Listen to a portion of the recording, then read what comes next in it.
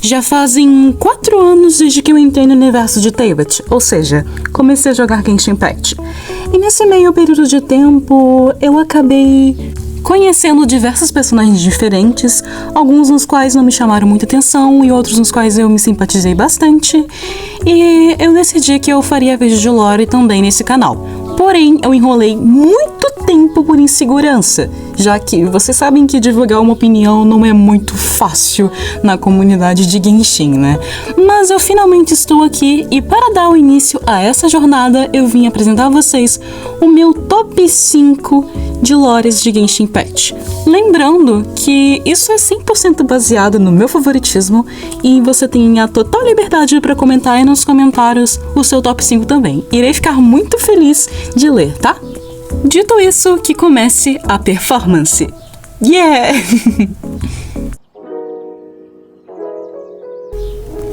Em quinto lugar, a gente tem o Scaramucci.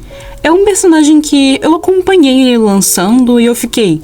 Um dia esse boneco vai evoluir tanto na lore do jogo que ele vai ser jogável. E as pessoas sãs não acreditavam, mas os loucos como eu acreditavam. E hoje em dia a gente tem o que temos.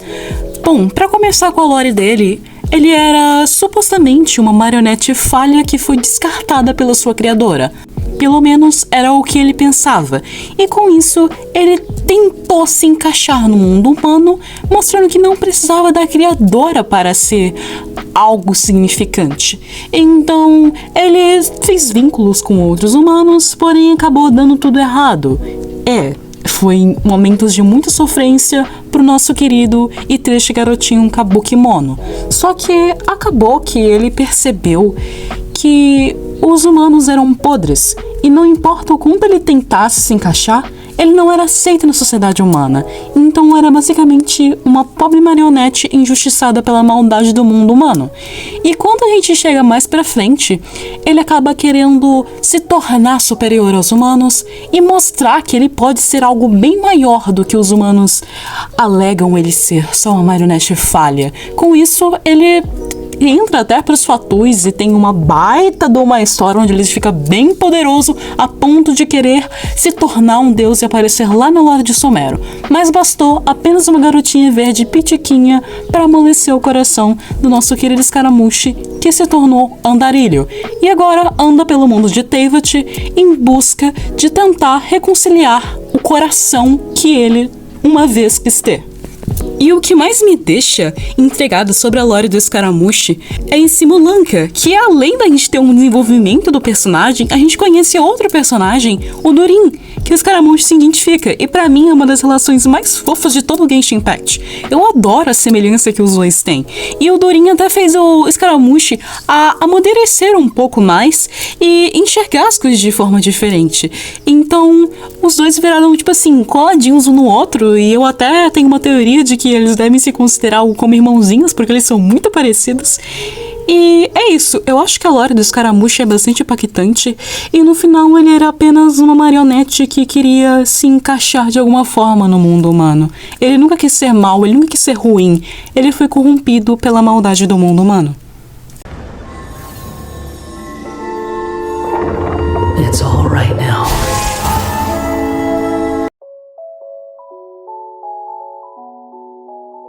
E em quarto lugar, a gente tem o tremendo, maravilhoso e esplêndido Arataki Itto. Esse Oni. A gente tem referência da história do Oni azul e do Oni carmesim, né? Que era a história favorita do pequeno Arataki Itto. Só que a vida dele não foi muito fácil por ser um Oni. Ele acabou sendo expulso da sua vila por causa que tinha acontecido uma confusão e botaram a culpa neles, na família dele, por causa que eles eram Onis. Ele foi extremamente injustiçado e os seus pais morreram por uma doença, então só sobrou o pequeno Ittozinho no mundo. Ele passou fome e teve muitos momentos de tristeza na vida dessa criança. Porém, uma senhorinha abençoada adotou ele e desde então o Itinho cresceu bastante. E agora ele habita em Inazuma e é extremamente carismático e caótico. A ponto de ter criado uma gangue simplesmente porque sim. Itto, de onde que surgiu a Arataki Gang? Cara, a Arataki Gang surgiu quando eu pensei. E quando você pensou, Itto? Eu não sei. A minha parte favorita da lore do Ito é simplesmente a lenda japonesa do Oni Azul e do Oni Carmesim, que se você não lembra o que é, o Oni Azul se encarregou da culpa de algo que tinha acontecido na vila para o seu amigo Oni Carmesim, que queria interagir com os humanos, porém ele era um Oni e não era bem aceito, se tornou um herói e assim ser bem reconhecido na vila pelos humanos. Eu acabei de dar um resumo bem pequeno, porque se eu for entrar em detalhes vai ficar muito grande, e é isso. Em terceiro lugar, temos alguém que foi criado. Quando? A gente não sabe. Porém, ele é um homúnculos. É um humano criado de forma artificial através da alquimia. Criado por uma personagem que tem bastante impacto na lore, que é a Rini Dortir, não sei falar o nome dela, que também é uma velha amiga da Alice, uma bruxa que também tem bastante impacto na lore. E quando o nosso querido Albedinho, ele foi criado e ensinado para conseguir se tornar um bom alquimista no futuro. Dito isso, ele domina a alquimia, que é algo de Caenria, né? Não é algo simplesmente comum no mundo de Teyvat. É algo de extrema tecnologia avançada, o que mostra que, uma vez que o Albedo domina, ele tem muito poder. E eu acho incrível como ele simplesmente, quando chega em Moon State e encontra a Alice, ele é oficializado rapidamente um alquimista de Moon State por causa do seu tamanho e intelecto. Inclusive, ele recebeu o título de Crazy Prince, que significa garoto do giz, e o que mais me fascina no lore do Albedo é o fato de que, navegando por todo esse mundo de Teyvat, o jeito que ele usava para registrar e aprimorar o seu conhecimento era desenhar. E, gente, eu sou uma artista e eu fico muito feliz que tem esse tipo de representação no jogo. Então, sempre que tiver um personagem artista, vocês podem saber que ele vai se tornar um dos meus personagens favoritos.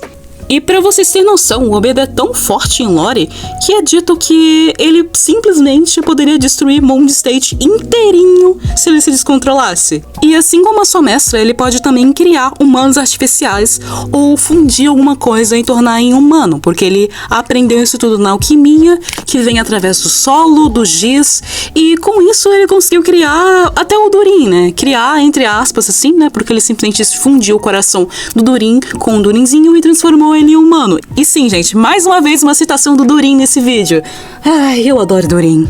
Com tudo isso dito, o universo é a essência negra do verdadeiro céu estrelado, e a Terra são as memórias acumuladas de outros tempos e outras vidas. Você, Albedo, é o giz. É da Terra que a alquimia teve o seu nome, e ela é base para toda a vida. Cave. Ele simplesmente vai ser a citação mais comum desse vídeo, porque o Cave simplesmente vive uma vida de um humano comum. Ele é um artista, é claro, ele é um arquiteto artista. Lembra que eu citei que eu amo personagens artistas? Então vamos começar.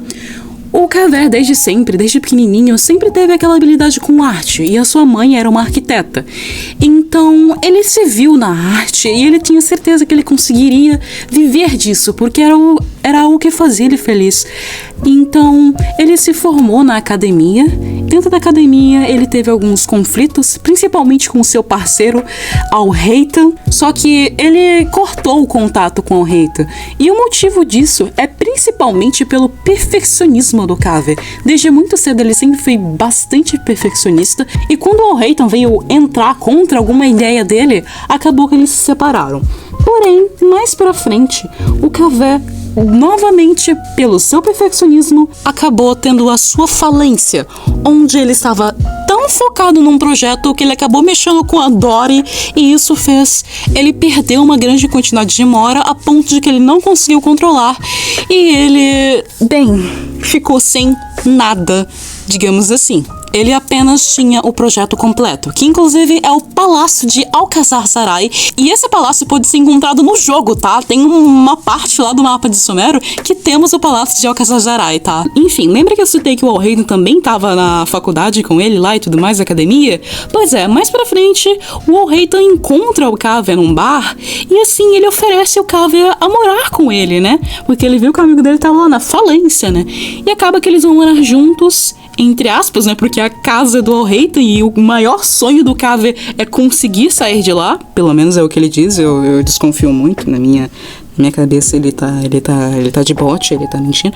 Mas enfim, o Cavett, apesar de tudo que aconteceu na vida dele, ele ainda tem um extremo amor por arte e ele é bastante movido a isso. E vocês devem estar se perguntando, se ele tem uma lore tão simples de um humano comum, comparado a todo o resto que eu acabei de falar, por que ele é meu top 2? É simplesmente pelo simples motivo. O Cavett é apenas um humano comum apaixonado pela arte. A arte que ele tanto ama e está disposto a fazer tudo. O Cavett não precisa de muito. Não importa se ele fracasse, não importa que ele se exauste, ele ainda é movido a algo que faz ele seguir em frente, que é a arte. A arte é a coisa mais importante pra ele, e ele pode continuar seguindo em frente contanto que ele ainda possa ser o arquiteto que ajuda as pessoas. E mesmo tendo falido, ele nunca vai se arrepender do trabalho dele, porque aquilo é o que faz feliz e também faz feliz as pessoas ao redor dele. E por enquanto, tá tudo bem. E em primeiríssimo lugar temos a nossa Furina from Fontaine.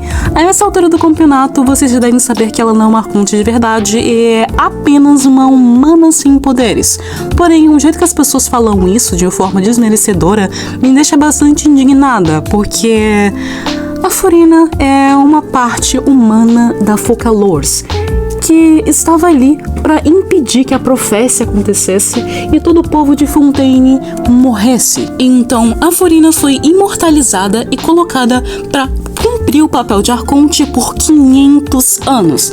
E nesse todo o tempo, ela deveria fingir que é algo que ela não é, e também ela deveria fingir ter uma personalidade que ela não tem, porque ela precisava ser autoritária e conseguir o respeito do povo. Mesmo se esforçando, ela não conseguiu agradar todos, mas ainda assim ela conseguia seguir com seu plano em frente e fazer o que era necessário, assumir o posto de Arconte e sustentar essa mentira até que chegasse a hora do plano da Focalors ser executado. A Furina esse tempo todo não pôde desabafar pra ninguém, ela não podia contar pra ninguém, nem pro Neuvillette, que era simplesmente o dragão soberano. Ninguém. Ela lidou com todo esse peso sozinha, e é por isso que eu digo que a Furina é incrível, e eu diria que ela é a personagem mais resistente de toda a lore do Genshin Impact. É claro, a personagem mais resistente que ainda assim é humana. E mesmo que às vezes a Furina tenha tido pequeníssimos deslizes na sua personalidade, porque às vezes parecia que nem ela mesma estava conseguindo controlar a verdadeira personalidade dela, como se ela tivesse se perdido, porque aquilo era apenas um mecanismo de defesa. Um mecanismo de defesa para mostrar que ela era forte, que ela conseguia, que ela estava no poder. Mas na verdade, por dentro, ela estava sentindo uma coisa completamente diferente. E esse mecanismo de defesa da Furina é bastante importante, porque foi o que manteve ela fisicamente estável, mesmo que mentalmente ela não estivesse. Então ela também é uma verdadeira heroína, mesmo sendo apenas uma humana, que mais pra frente, depois da libertação, vive calmamente como uma mortal. Talvez esses dois últimos vocês devem ter percebido que eu não falei o que mais me fascinava na lore deles. Pois é, por que será, né? Eu vou deixar em aberto isso daqui, beleza? Espero que vocês tenham curtido o vídeo e caso tiverem teorias ou qualquer outra coisa a falar sobre lores desses personagens que apareceu no vídeo, ou até os de vocês, deixem nos comentários, beleza? Foi um prazer compartilhar isso daqui com vocês e vejo vocês na próxima. Tchau, tchau!